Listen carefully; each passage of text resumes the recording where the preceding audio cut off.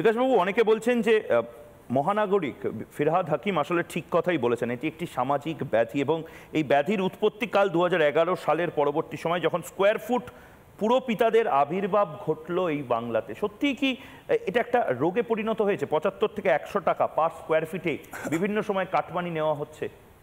এটা তো একটা ভয়ঙ্কর রকম মহামারীর আকার ধারণ করবে। আমরা যখন একটা মামলা করতে গেলাম এই ঘটনার পর চিফ জাস্টিস ভিন্ন রাজ্যের মানুষ, তার কি প্রতিক্রিয়া তিনি দিয়েছেন? কি দিয়েছেন?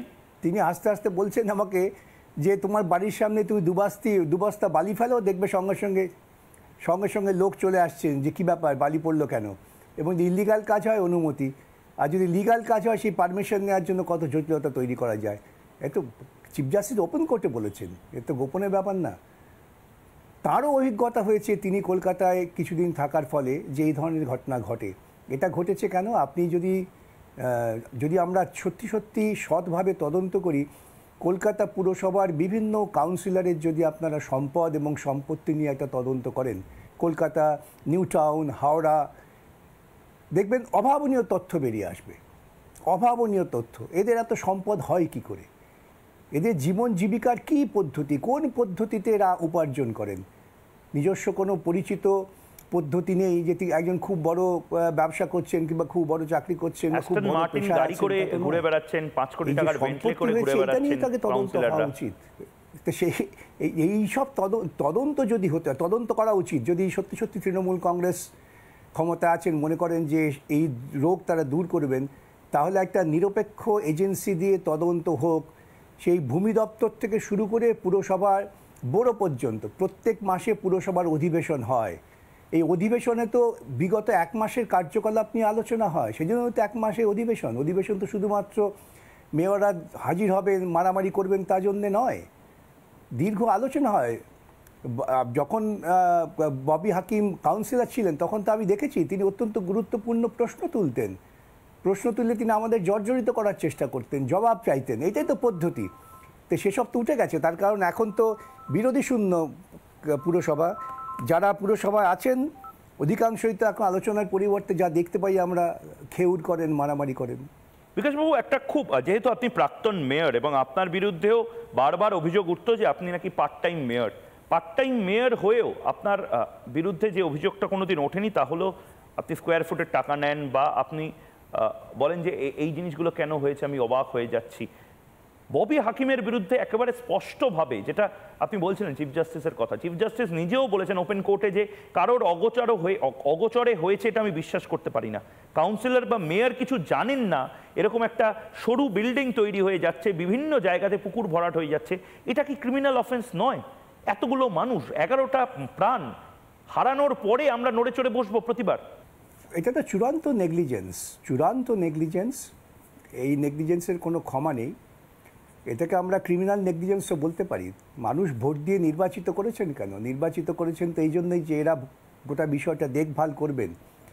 আজকে প্রকাশ্যে আমি একজন ইঞ্জিনিয়ারের বিরুদ্ধে সাধারণ মানুষকে লেলিয়ে দেওয়ার চেষ্টা করলাম যে আপনি চোর ইত্যাদি বলে। তাহলে বড় মিটিংয়ে কি হয়েছিল? পুরসভার মাসিক অধিবেশনে কি আলোচনা হয়? সেখানেতে আলোচনা হবে তো যে এই কোন ওয়ার্ডের কী রিপোর্ট আছে, কোন বড় থেকে কী রিপোর্ট আসছে, কোথায় ইললিগাল কনস্ট্রাকশন হচ্ছে। আমি বলছি না যে ইললিগাল কনস্ট্রাকশনটা একদিনই দমন করে দেওয়া যায়, কিন্তু যদি সুপারভিশন থাকে তাহলে ইললিগাল কনস্ট্রাকশন কখনো 3 তলা থেকে 4 তলা হয়ে যেতে পারে না।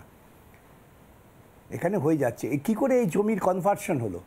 যে বাড়িটা ভেঙে পড়েছে, প্রথমত তো এইটাই খোঁজ করে দরকার, তার কনভার্সনটা হলো কী করে, কোন আইনি পদ্ধতিতে কনভার্সন হয়েছে, কে তদন্ত করে দেখেছেন, ইন্সপেকশন করে যেটাকে। লালবাজার তো এতদিন পরে নড়ে চড়ে বসেছে, সব টাকা দিয়ে হয়ে যায় না। লালবাজার এখন নড়ে চড়ে বসেছে। আজকে 11 সালের পর থেকে পশ্চিমবঙ্গের প্রশাসন ভেঙেছে না, আজকে নড়ে চড়ে বসছে। যেহেতু আমরা হাইকোর্টে মামলা করেছি, মামলা যেহেতু শুনানির জন্য চিফ জাস্টিসের কাছে আসবে, তিনি রিপোর্ট চেয়েছেন, তাই নড়ে চড়ে বসেছে। চিফ জাস্টিস কি চাইলে সিবিআই বা নিরপেক্ষ কোনো এজেন্সিকে এই তদন্ত দিয়ে দিতে পারেন না?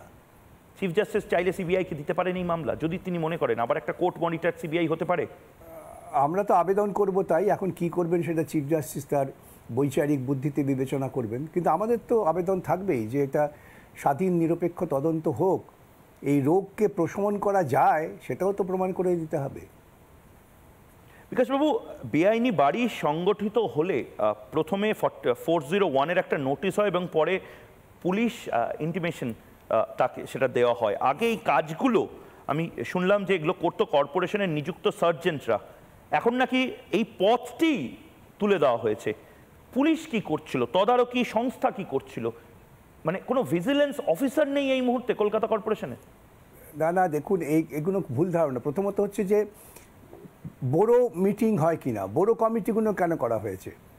প্রত্যেকটা কাউন্সিলর তারা বড় মিটিংয়ে দাঁড়িয়ে কি আলোচনা করেন? সেখানেই তো আসবে কোন বাড়ির অনুমতি গেছে, কোন বাড়ি অনুমতিবিহীন কাজ করছে। তো ইন্সপেকশন কাউন্সিলর ঘুরবেন এলাকায়, বড় অফিসার্সরা ঘুরবেন, তারা ধরতে পারবেন। তারা তো দেখলেও চোখ বন্ধ করে থাকেন, এবং তারা অনেক সময় ভয়ে অফিসাররা কিছু বলতে পারেন না। তার কারণ পরিষ্কার কাউন্সিলরের নির্দেশ থাকে আপনি ওদিকে চোখ বুজে থাকবেন। বহু অফিসার্সরা আমার কাছে এসে তো মাঝে মাঝে কখনো বলেন, বিলাপ করেন। এটা তো এই সত্য ঘটনা, এটা ববি নিজেও বুঝতে পারছেন। আজকে তিনি অসহায় বোধ করছেন। এটা ঘটনাকে ঘটতে পারে নাকি এরকম এলাকায়? শুধু শুধু কলকাতায় হচ্ছে তা না, আমি যেটা বলছি আপনারা লক্ষ্য করে দেখবেন, কলকাতায় দুর্ঘটনা ঘটেছে। এমন পাওয়ার কর্পোরেশনের আছে 408 ধারায় বিনা নোটিশে ভেঙে দিতে পারে। অনেক পুরনো জীর্ণ বাড়ি আছে, সেগুলো ভেঙে পড়ছে, বোঝা যায় যে পুরনো জীর্ণ বাড়ি ভেঙে পড়েছে। অনেক সময় কর্পোরেশন নোটিশ দিলেও যারা ওখানে থাকেন তারা বেরোতে চান না, সেটা একটা ভিন্ন জিনিস। কিন্তু এই নির্মীয়মান বাড়ি ভেঙে পড়ছে এই অবস্থায়, এটা তো অত্যন্ত ভয়াবহ ব্যাপার। এবং পরিণতি কী হলো, 11 জন মানুষ প্রাণ দিক চলে গেল তাদের। এটা তো একটা মানবিক অপরাধ। এরপরেও আমাদের মানবিক অপরাধ হওয়ার পরেও রাজ্যের প্রশাসনের যিনি মাথা, তার তো কোনো রকম হেলদোলও দেখি না। মমতা বন্দ্যোপাধ্যায়কে কি আপনি দোষ দেন? মমতা বন্দ্যোপাধ্যায় মানে এখন পশ্চিমবঙ্গে একটা অদ্ভুত সিনড্রোমে সবাই আক্রান্ত শাসক দলে, জানি না সিনড্রোম, কেউ কিচ্ছু জানে না। আপনি জিজ্ঞেস করুন, বলবেন যে না আমি জানতাম না। এটা হয়েছে। দেখুন, অ্যাকাউন্টেবিলিটি নেই বিকাশ বাবু। হচ্ছে আমি একটা কথা বলি, আমি ধারাবাহিকভাবে বলে আসছি, যত অপরাধ সংগঠিত হচ্ছে সমস্ত অপরাধ মুখ্যমন্ত্রীর প্রত্যক্ষ জ্ঞান অনুযায়ী হচ্ছে। তার চোখের আড়ালে কোনো অপরাধ সংগঠিত হয় না। মানে মমতা বন্দ্যোপাধ্যায় সবটা জানেন। কিং পিন শব্দটা এখানেও কি ব্যবহার করা যায়? বলে আসছি,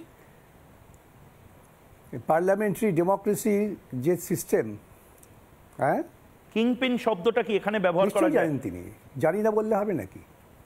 মমতা বন্দ্যোপাধ্যায় কি করে জানবেন যে গার্ডেন রিচের কোন গলিতে, কোন বাড়িতে, কোন পুকুর ভরাট হয়েছে? এটা মমতা বন্দ্যোপাধ্যায় কি করে জানবেন? এটা তো উনি যুক্তি দিতে পারেন যে আমার কি গার্ডেন রিচ নিয়ে কাজ, আমার তো গোটা রাজ্য নিয়ে কাজ। না না না না, তা তিনি জানবেন না, কিন্তু তিনি পুরমন্ত্রীকে মেয়র করবেন। এটা তো একটা ভাইকারিয়াস লায়াবিলিটি আসে। ক্রস চেকটা করবে কে? পুরমন্ত্রী যদি মেয়র হয় তাহলে কে কার ভুল ধরবে? পুরমন্ত্রী মেয়রের ভুল ধরতে পারবেন? মেয়র আর পুরমন্ত্রীর ভুল ধরবেন? দুজন তো একই পথের পথিক। সেই জন্যেই ভাইকারিয়াস লায়াবিলিটি চিফ মিনিস্টারের থেকে যায়। নৈতিকতার প্রশ্ন তো ওইখানেই। কেউ আশা করছে না যে তিনি জানবেন গার্ডেন রিচে কোথায় ইল্লিগাল বাড়ি হচ্ছে। কিন্তু তার মন্ত্রিসভায় তো বিভিন্ন দপ্তর নিয়ে আলোচনা হয়, নাকি আলোচনা হয় না? মন্ত্রিসভা ডাকাই হয় না? এই সমস্ত প্রশ্ন এসে যাবে তো। নাকি মন্ত্রিসভা ডাকা হয় বেআইনি নিয়োগ বৈধতা দেওয়ার জন্যে? এই সমস্ত প্রশ্ন উঠে যাবে। যত আপনি গভীরে যাবেন তত এই সমস্ত আরও সাংঘাতিক প্রশ্ন আসবে মানুষের সামনে।